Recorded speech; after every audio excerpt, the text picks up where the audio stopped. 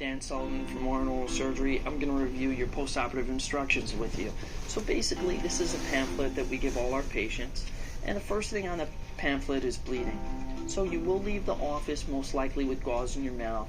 We'll ask you to bite down. We'll ask you to take the gauze out when you get home, approximately a half an hour after you get home. And if you don't have any more bleeding, you don't need any more gauze. If you do have more bleeding, we'll ask you to open one of these little coin envelopes that will be in a bag that you will be given, and just fold the gauze and just gently put it in the surgical site and bite down hard for about a half an hour and then take it out. That normally resolves the bleeding. If it doesn't, you can call our office and we can discuss that with you. But most of the time, that will resolve the bleeding. Next thing we're going to talk about is swelling. Swelling, you will definitely get swelling after surgery.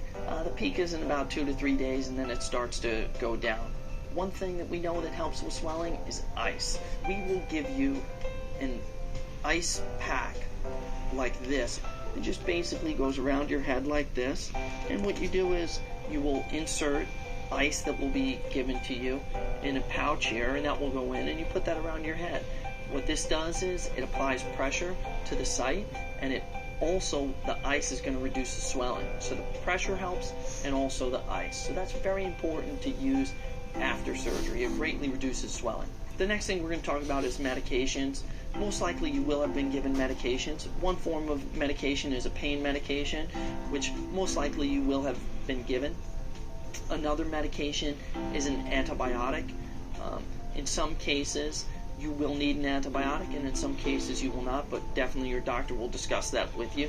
Sometimes we will give a low-dose steroid if a patient has had multiple implants or 4 wisdom teeth, something relatively invasive where a steroid may be warranted.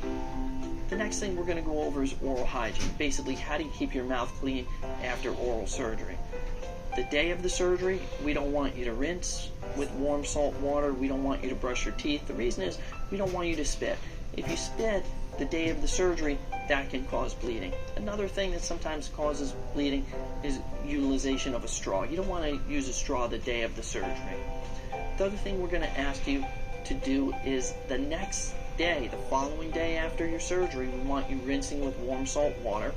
We want you also to use a plastic syringe that we're going to give you. You load this up with warm salt water. There's a plunger. You load it up and you shoot it in the surgical site.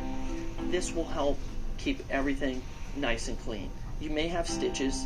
The stitches are dissolvable, so they're going to come out on their own. So sometimes you may note that when you're rinsing, a little piece of the stitch comes out. That's normal. How long does it take for stitches to dissolve? Usually about 5 days, 5 to 7 days. Yeah. Hello, Another thing questions that we're for you. going We're to gonna call in some go over here is your prescriptions. diet. Are you on an antibiotic?